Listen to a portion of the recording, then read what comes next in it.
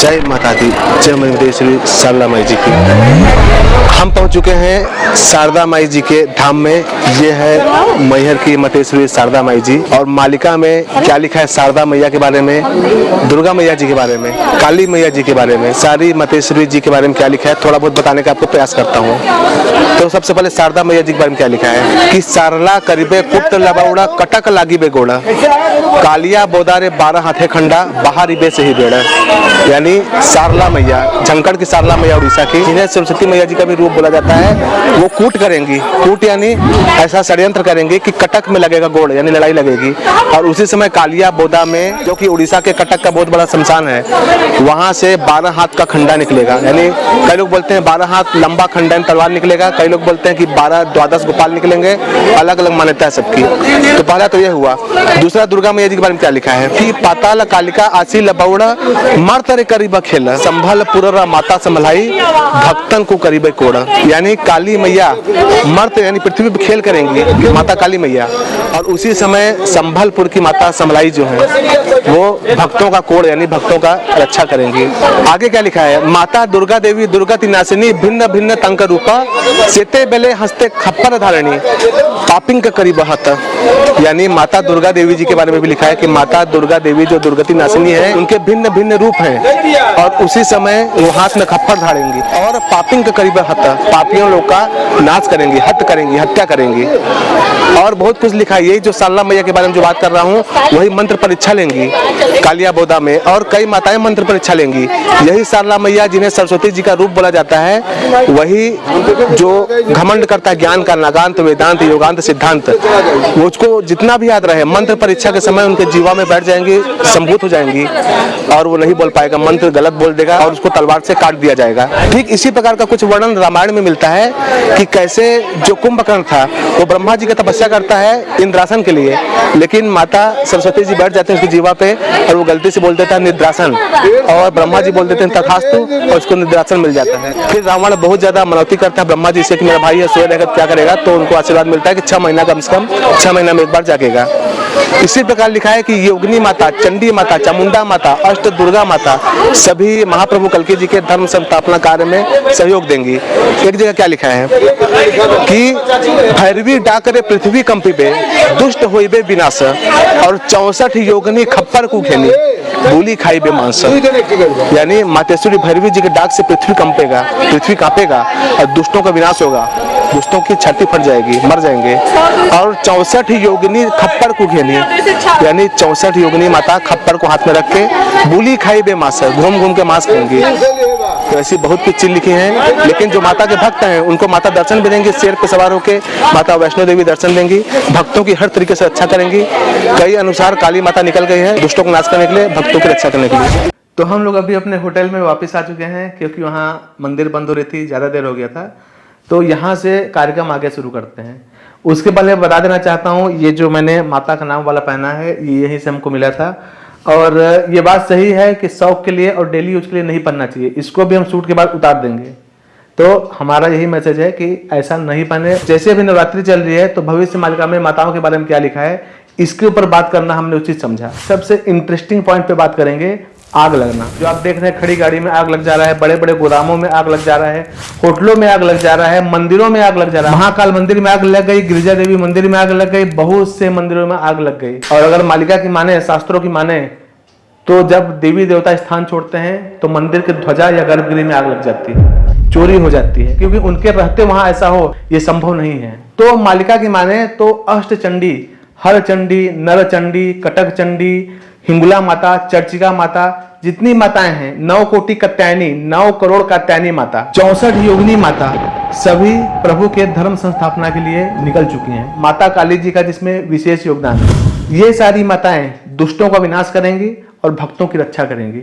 दुष्टों को कैसा विनाश, जैसे अभी हिंगुला माता जी के बारे में बात करते हैं। हिंगुला माता अग्नि की देवी हैं। इसके पहले 2023 में जब पाकिस्तानियों ने हिंगलाज भवानी जी का मंदिर तोड़ दिया था तो हमने पोस्ट करके लिखा था कि अब इनका विनाश शुरू है। उसी समय के बाद से आत्मघाती हमला, बम लगा के फट जाना, अफगानिस्तानियों द्वारा हमला, तहरीके तालिबान द्वारा हमला, लगातार कुछ न कुछ हमला हो रहा है, लगातार अराजकता बनी पड़ी है वहां पर, क्योंकि ये हिंगलाज भवानी जी का प्रकोप है।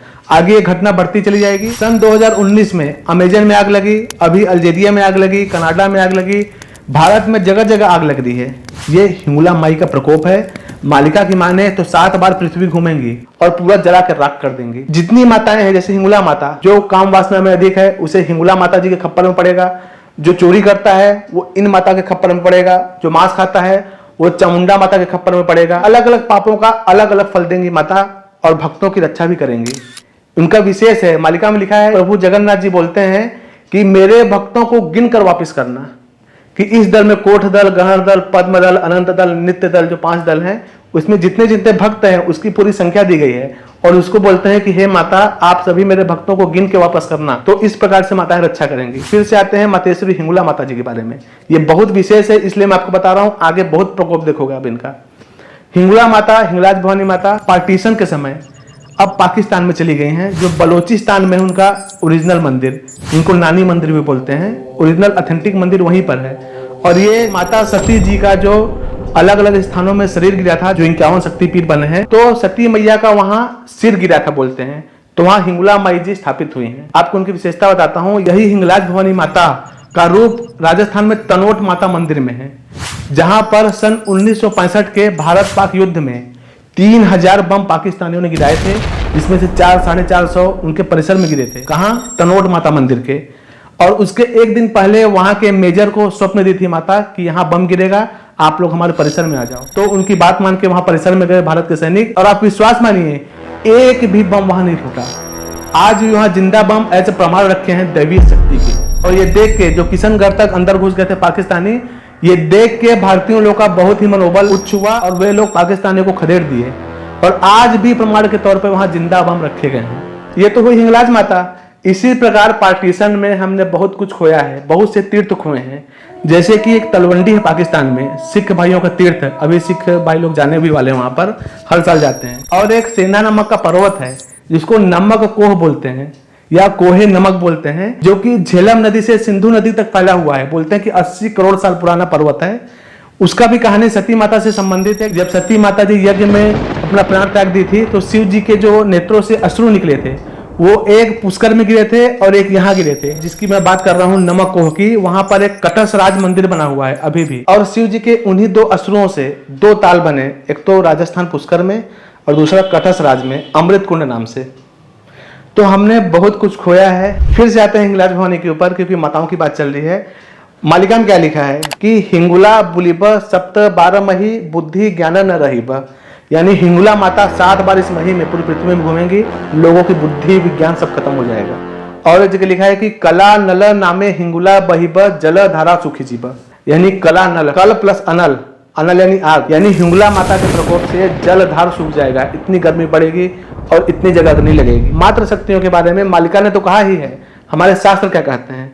मनुस्मृति, जिनकी बहुत ज्यादा बुराई होती है कि इसमें ये लिखा है वो लिखा है, मनुस्मृति में लिखा है, मनुस्मृति 356, यत्र नारस्तु पूज्यन्ते रमन्ते तत्र देवता, यत्रा तस्तु न पूज्यन्ते सर्वास्त्र त्राफलाह क्रिया, यानी जहां नारियों की पूजा होती है सभी देवता वहां रहते हैं, और जहां उनकी पूजा नहीं होती है वहां सभी शुभ कार्य निष्फल हो जाते हैं। उसके आगे 357 में लिखा है कि जिस कुल में स्त्रियां कष्ट पाती हैं वो कुल शीघ्र ही नष्ट हो जाता है, और जिस कुल में स्त्रियां सुख पाती हैं वो कुल फलता फूलता है। ये है हमारा सनातन, जहां नारी तू नारायणी बोला गया है। जो आजकल बोलते हैं कि नारियों को दबाया गया था, ये चीज थी जो कुप्रथा बीच में चालू हुई थी, हम भी मानते हैं, लेकिन सनातन हमेशा से स्त्रियों को पूजनीय रूप में देखा है। इस बार ही ऑलमोस्ट सारे कार्य माताओं को ही प्रभु सौंपे हैं, जैसे कि भक्तों की रक्षा करना, दुष्टों का नाश करना और पाखंडियों और भक्तों का परीक्षा लेना। किस प्रकार की परीक्षा होगी? आप लोग कई बार पूछते हैं कैसी परीक्षा होगी। मालिका में लिखा है कि परीक्षा जो जिस चीज पे घमंड करता है, तांत्रिक का तंत्र परीक्षा होगा, मांत्रिक का मंत्र परीक्षा होगा, वेदांत का वेद परीक्षा होगा, नागांत का नाग परीक्षा होगा। जो जिस चीज पे अहंकार करता है उसी चीज की परीक्षा होगी। और माताएं सब जानती हैं, जितने भी भ्रष्ट होंगे, भंड होंगे, उनकी तो बोल अभी स्कूल है, सारे मार दिए जाएंगे। मालिका के अनुसार 5 विशेष जगह परीक्षा होगी, जैसे गिरधारी कोर्ट में परीक्षा होगी, कालिया बोधा में परीक्षा होगी, तत्व वट में परीक्षा होगी, तानेश्वरी वन में परीक्षा होगी। ऐसे कई जगह है जहां परीक्षा होगी, और जो नहीं बता पाएगा माताएं वही उनका गर्दन काट देंगी। और अलग अलग प्रकार की मृत्यु प्राप्त होगी। जो सोच रहे हैं माताओं के हाथों मर के उनको मुक्ति प्राप्त होगी, इस बार ऐसा नहीं होगा, क्योंकि इस बार प्रभु के काल चक्र द्वारा विनाश होगा। मालिका में लिखा है काल चक्र शून्य गुरु थिबे ग्रामे ग्रामे नाश जीबे, यानी महाप्रभु जी का काल चक्र शून्य में घूमेगा और गांव के गांव नाश हो जाएंगे। अग्नि के बारे में क्या लिखा है कि अग्नि लागी ध्वंस हेबे अनेक ग्रामा रकत पाता होइबे श्री क्षेत्र धामा।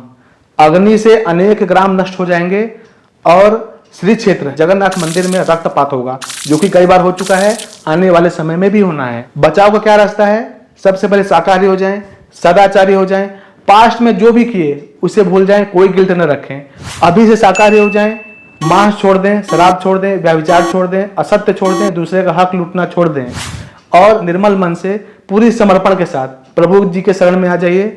बिल्कुल अच्छा होगी, अवश्य रक्षा होगी। इसीलिए मालिका का प्रचार हो रहा है।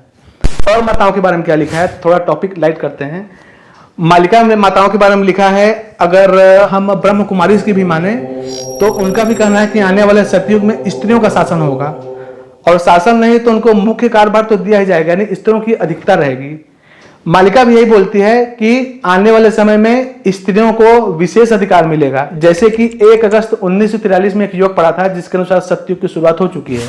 उसके बाद आप देखिए इंदिरा गांधी जी प्रधानमंत्री बनी, कितना वुमन एम्पावरमेंट हुआ। आज स्थिति ऐसी पहुंच चुकी है कि महिलाओं के पास ज्यादा अधिकार है पुरुषों से। ये बहुत अच्छी बात है, फेमिनिज्म, वुमन एम्पावरमेंट, कई लोग उसका दुरुपयोग कर रहे हैं, वो अलग बात है, लेकिन महिलाओं की स्थिति पहले से बहुत ही अच्छी हुई है। सती प्रथा बंद हो गई है, अब वो जाके स्वयं कमा सकती हैं। सिंगल मदर्स भी बच्चों की अच्छी परवरिश कर ले रही हैं। बहुत ही तरीके से महिलाओं का उत्थान हुआ है। ये सतयुग के प्रवेश की निशानी है। जो बोलते हैं कि अभी कलयुग बच्चा है, आगे ज्यादा खराब होगा, तो जो पहले खराब था उससे तो और ज्यादा खराब होना चाहिए था। अचानक से क्या हुआ कि पूरे सतयुग जैसे होने लग गया। अचानक से यूथ लोग का रुझान धर्म की ओर कैसे हो गया।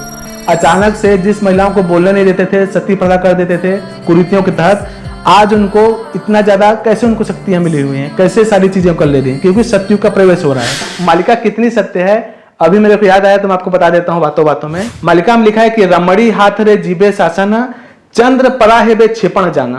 क्षेपण यानी प्रक्षेपण।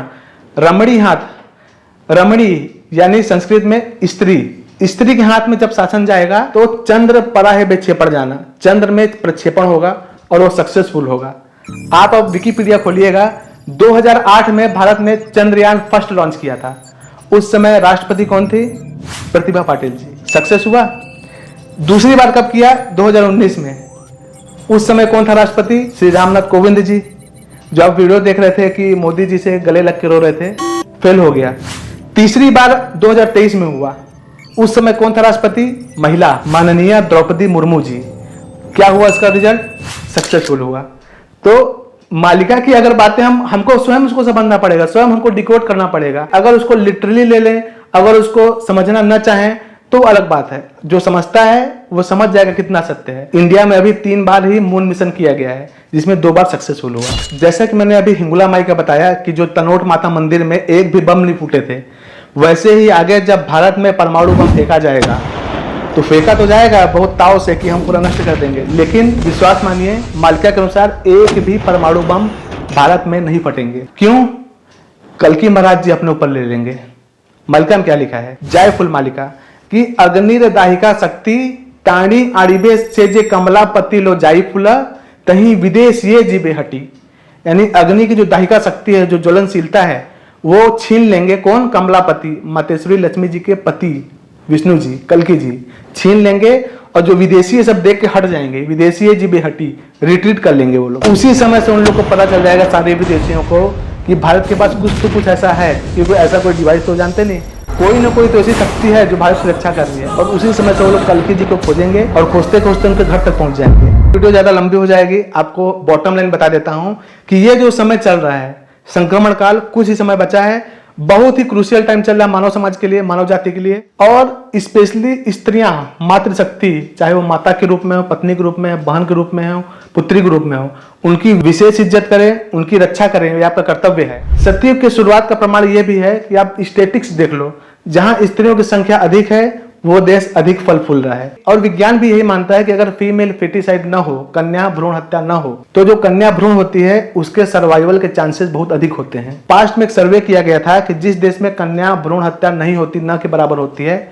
वहां पर पुरुष स्त्री अनुपात में स्त्रियों की संख्या ज्यादा है। जैसे कि रूस, यूक्रेन, लातविया, लिथुवेनिया, बेलारूस यानी अखंड रूस को समझ लीजिए जो यूएसएसआर था, नेपाल, ये सब जगहों में कन्या भ्रूण हत्या लगभग न के बराबर है। और आप गूगल में सर्च कर लीजिए, वहां स्त्रियों की संख्या ज्यादा है। कई देशों में बैचलर होने का प्रॉब्लम है क्योंकि लड़कियां उस अनुपात में नहीं है, लेकिन जहां कन्या भ्रूण हत्या नहीं होता वहां लड़कियों की संख्या अधिक है। ये इस बात का प्रमाण है कि सत्युग का प्रवेश हो चुका है और मालिका भी यही कहती है कि आने वाले समय में स्त्रियों की संख्या ज्यादा रहेगी। ऐसा मालिका विद्वानों को मानना है। हमारे पास कोटेशन इसका नहीं है, हम स्वयं नहीं पढ़े हैं, लेकिन मालिका विद्वानों से सुने हैं कि आने वाले समय में स्त्रियों की संख्या ज्यादा होगी। फिर से अंत में यही बोलना चाहूंगा कि हमें आवश्यकता है मातृशक्तियों को प्रणाम करने की, उनकी रक्षा करने की, और जिस रूप में भी हैं वो पूजनीय है। मतेश्वरी दुर्गा मैया जी का त्योहार चल रहा है। इसी नवरात्र में आप संकल्प लें कि आप शाकाहारी हो जाएंगे, मांस, मदिरा, शराब का सेवन नहीं करेंगे, स्त्रियों की इज्जत करेंगे और आने वाले खंड प्रलय में बचने के लिए 3 काम करेंगे। पहला, माधव नाम जप, दूसरा त्रिसंध्या धारा और तीसरा श्रीमद् भागवत महापुराण पठन। ये 3 चीज एग्जैक्ट बताई गई हैं जिसको बोलते हैं धारा। इस धारा को जो फॉलो करेगा पूर्ण समर्पण के साथ, प्रभु उनकी रक्षा अवश्य करेंगे। आने वाले समय में रोग की सुनामी आने वाली है, महामारी आने वाली है। मालिका में जगन्नाथ महाप्रभु जी बताते हैं कि इस खंड प्रलय में लोग कैसे नष्ट होंगे। क्या लिखते हैं कि काही जल रूपे मोहि जगत नासिबी, काही पवन रूपरे सकल ग्रासी भी, काही जोग माया ने संहार करीबी, काही निज विश्व रूप धारण करीबी। यानी कहीं मैं जल रूप में नष्ट करूंगा, कहीं पवन रूप में ग्रास करूंगा और कहीं मैं विश्व रूप धारण करूंगा। अब ये माता जोग माया जी को लेकर संहार कैसे करेंगे, इसके बारे में आगे लिखा है कि रोग रूपे जोग माया शरीरे खेलीबे, कहारी आयत पुणी सेठारे न थीबे। यानी जो जोग माया जी हैं वो रोग रूप में शरीर में खेलेंगी और उस समय किसी का ठिकाना नहीं रहेगा, किसी का आयत नहीं रहेगा। अभी जो कोरोना हुआ था ये सब मातेश्वरी जी का प्रकोप है। जितनी भी महामारी आती है जहां भी विश्व के किसी भी कोने में, वो सब 64 योगिनी, 9 कोटि 9 करोड़ कात्यायनी, ये सभी माताओं का प्रकोप है। गौवध नहीं रुक रहा है, लगातार हो रहा है, सरकार इसके ऊपर ध्यान नहीं दे रही है। अगर गौ माता का वध रुक जाए तो ये चीजें डिले हो सकती हैं। इसके लिए हम सबको प्रयास करना चाहिए कि गाय को राष्ट्रीय पशु घोषित कर दिया जाए। इसके बाद कई टॉपिक्स हैं, कई इंट्रीगिंग टॉपिक्स हैं, कई इंटरेस्टिंग टॉपिक्स हैं जो आपको सुन के आपके रोंगटे खड़े हो जाएंगे। जैसे कि एक टॉपिक है 13 अंक का। चीन, जापान में 13 अंक को बहुत अशुभ मानते हैं। वहां होटल का 13 नंबर नहीं होता, बहुत सी चीजें हैं। तो क्या सनातन धर्म और मालिका भी 13 को बुरा मानती है? तो मालिका तो मानती है। बहुत कुछ लिखा हमने पढ़ा है कि 13 दिन का जब पक्ष होगा, जब 13 लोग शासन करेंगे, 13 कंट्रीज अटैक करेंगे, और लिखा है जब सब जगह 13 हो जाएगा उसी समय कली शेष हो जाएगा, कली खत्म हो जाएगा और सत्युग का आगमन होगा। अगर आपको इस टॉपिक पे वीडियो चाहिए तो आप कमेंट करें, हम इसे बनाने का प्रयास करेंगे तथ्यों के साथ। तथ्य हमको खोजने में समय लगता है, विद्वानों से चर्चा करनी पड़ती है, कई चीज राइट डाउन करना पड़ता है क्योंकि आगे फिर बहस करने वाले आ जाते हैं कि कहाँ लिखा है। तो सारे प्रूफ तथ्यों के साथ अगर आप चाहेंगे तो हम वीडियो बनाने का प्रयास करेंगे। इसी तरीके की वीडियो देखने के लिए बने रहे मालिका वचन के साथ। तब तक के लिए नमस्कार।